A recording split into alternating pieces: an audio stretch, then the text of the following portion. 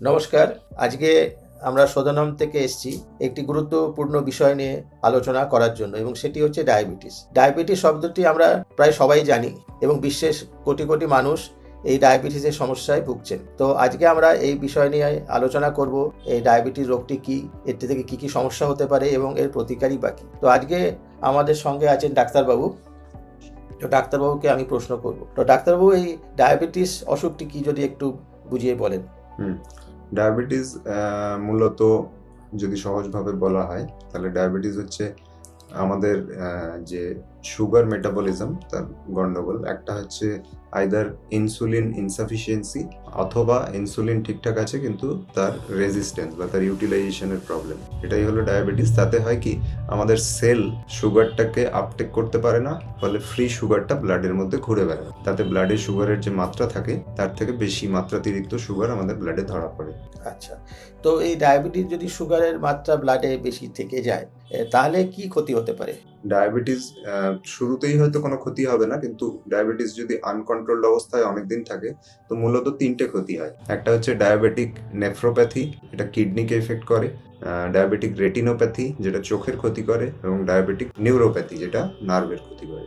আচ্ছা, তো আমি শুনেছি যে দু রকম টাইপের ডায়াবেটিস আছে বোধহয়, সেটা একটু বুঝিয়ে বলবেন, এবং সে ব্যাপারটা কি একটু যদি বলেন। হ্যাঁ, একটা হচ্ছে ইনসুলিন ডিপেন্ডেন্ট ডায়াবেটিস মেলাইটাস। সেখানে হয় কি, প্যানক্রিয়াস বা আমাদের অগ্নাশয়ের থেকে পর্যাপ্ত পরিমাণে ইনসুলিন সিক্রেশন হয় না।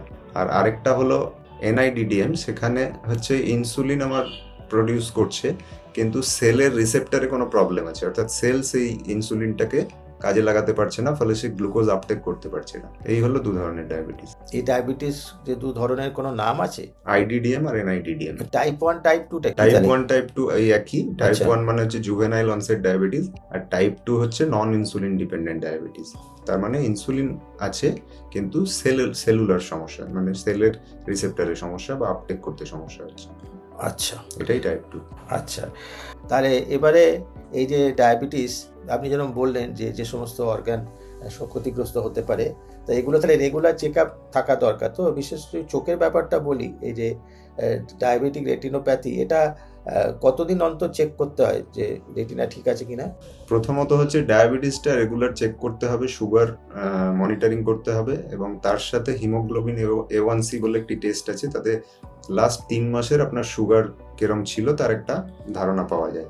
এগুলো যদি ঠিকঠাক থাকে তাহলে, এবং চোখের যদি কোনো সমস্যা না থাকে তাহলে দরকার নেই। আদারওয়াইজ যদি ডায়াবেটিস যে দেখা যায় যে আপনার মাঝে মাঝেই সুগার লেভেল বেশি থাকছে বা হিমোগ্লোবিন A1C বেশি থাকছে, তাহলে অবশ্যই চোখ টেস্ট করে দেখে নিতে হবে যে আমার চোখে কোনো ইফেক্ট করেছে কিনা, এবং আপনি সিমটম অবশ্যই পাবেন। যে বছরে একবার দেখালে হয় না আরো ফ্রিকোয়েন্টলি দেখাতে হয়? না, চোখটা একবারই যথেষ্ট।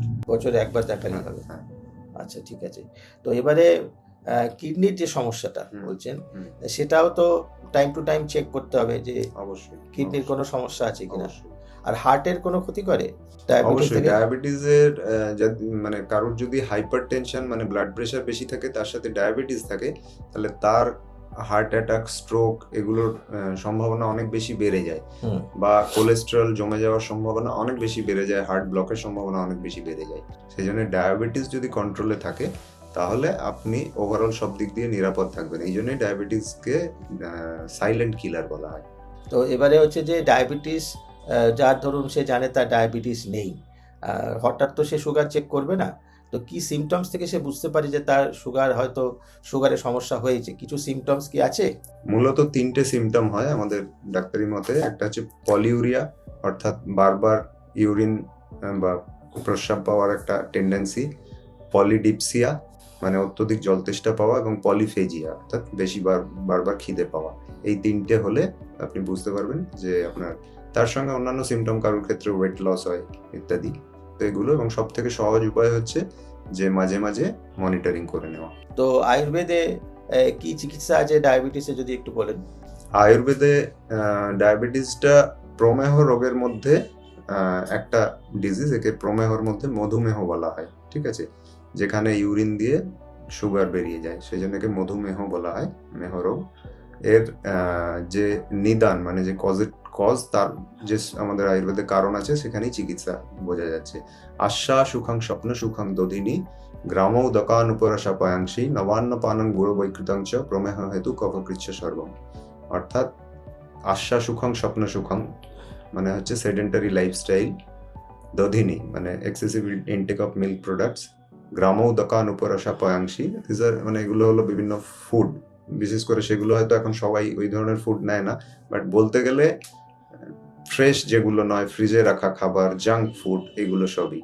এবং গুঁড়ো বৈকৃতাংশ মানে জ্যাগারি না খেয়ে, মানে আমাদের যে সুগার না খেয়ে সেটার বিকৃতি, সুগারকে আমরা অন্য রূপ দিচ্ছি।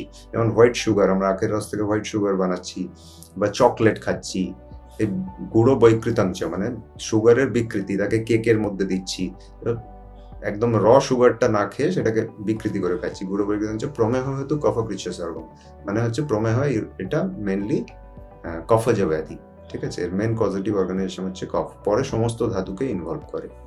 হ্যাঁ, এটা তো খাবারের ব্যাপারে আপনি বললেন। আমি বলছি চিকিৎসা বলতে ওষুধ, থেরাপি, এগুলো কি আছে বলছি। চিকিৎসার মধ্যে মূলত হচ্ছে নিদান পরিবর্জন, মানে আমি যে কারণগুলো বললাম সেগুলোকে অ্যাভয়েড করা, রেগুলার এক্সারসাইজ এবং ডায়েট স্ট্রিক্টলি ফলো করা। আমাদের আজকাল আমরা শুনতে পাচ্ছি যে মিলেট খাও, মিলেট গ্লাইসেমিক ইন্ডেক্স আর কি কম। তো গ্লাইসেমিক ইন্ডেক্স হলো যে খাবারটা হজম হওয়ার পরে সেলে যায় এবং অত্যধিক পরিমাণে সে গ্লুকোজ সাপ্লাই করে, সেটাকে বলে হাই গ্লাইসেমিক ইন্ডেক্স। লো গ্লাইসেমিক ইন্ডেক্স ফুড যেমন মিলেট বা এগুলো, এর কথা হাজার হাজার বছর আগে আয়ুর্বেদে বলা হয়েছে, তাকে বলা হয় লঘু সন্তর্পণ, ঠিক আছে। লঘু সন্তর্পণ বা অপতর্পণ, গুরু অপতর্পণ, এরকম বিভিন্ন রকম আছে। এগুলো হলো গ্লাইসেমিক ইন্ডেক্সের কথা। গুরু অপতর্পণ মানে আপনার পেটটা ভর্তি থাকবে, বাট অপতর্পণ হবে মানে খুব বেশি সেটা থেকে ক্যালোরি আপনি পাবেন না। তো এইটা হলো ডায়েটের দিক। এর সাথে হচ্ছে নিয়মিত ব্যায়াম, হাঁটা বলতে অনেকে ঘরের মধ্যে হাঁটে, কিন্তু আমরা বলি যে যেখানে ঘাস আছে, বেশ কিছু গাছপালা আছে, সেরকম ফ্রেশ জায়গায় হাঁটলে তার এফেক্ট অনেক বেশি পাওয়া যায়। এবং তার সঙ্গে নিয়মিত ওষুধ খাওয়া। ডায়াবেটিসে নিজে নিজে কখনো আপনি ওষুধ বন্ধ করবেন না। আয়ুর্বেদিক ডাক্তার আপনাকে যেরকম ওষুধ দেবে টাইম টু টাইম মনিটর করে, সুগার চেক করে ওষুধটা কন্টিনিউ করবেন। তাহলে আজকে আমরা মোটামুটিভাবে জানলাম ডায়াবেটিস সম্বন্ধে, এ থেকে কি সমস্যা হতে পারে এবং এর চিকিৎসা কি। ডায়াবেটিস পুরোপুরি নিরাময় করা যায় কিনা, ডাক্তারবাবু কি মত একটু জানাবেন পুরোপুরি। ডায়াবেটিস যদি রিসেন্ট অরিজিন হয়, যে আমার খুব রিসেন্টলি ডায়াবেটিস ধরা পড়েছে এবং অল্প একটু, তো সেটার কজটা খুঁজে বার করতে হবে যে এই হঠাৎ করে কেন হলো। এবং সেক্ষেত্রে আমরা অনেক সময় দেখেছি যে আয়ুর্বেদের শোধন অর্থাৎ পঞ্চকর্ম করে, বডিকে ডিটক্স করে বা পিউরিফাই করে, তার সাথে কিছু ওষুধ খাওয়ার পরে সেই ব্যক্তির সুগার কন্ট্রোলে থাকে এবং ধীরে ধীরে পুরো ওষুধ বন্ধ করে দেওয়া যায়। কিন্তু মেনটেনটা করতে হবে, লাইফস্টাইলটা মেনটেন করতে হবে, কারণ সেই ব্যক্তি হচ্ছে আবার তার ডায়াবেটিস ফিরে আসার প্রতি সে প্রোন, সেই জন্য তাকে সেটা মেনটেন করতে হবে। আর কিছু ক্ষেত্রে এটা ক্রনিক জায়গায় চলে যায় এবং এজ একটা ফ্যাক্টর। তো ক্রনিক রোগের ক্ষেত্রে, ক্রনিক ডায়াবেটিসের ক্ষেত্রে ওষুধটা কন্টিনিউ করা এবং ডাক্তারের কাছে নিয়মিত রিভিউ করা, ব্লাড টেস্ট করে দেখানো, এতে আপনার অন্যান্য যেসব কমপ্লিকেশন তার সম্ভাবনাও কমবে, সুগার নর্মাল থাকবে এবং আপনি বয়স বাড়বে কিন্তু আপনি একটা হেলদি লাইফস্টাইল লিড করতে পারবেন। ধন্যবাদ ডাক্তারবাবু। তো আজকে আমরা ভিডিওটি এখানেই শেষ করছি।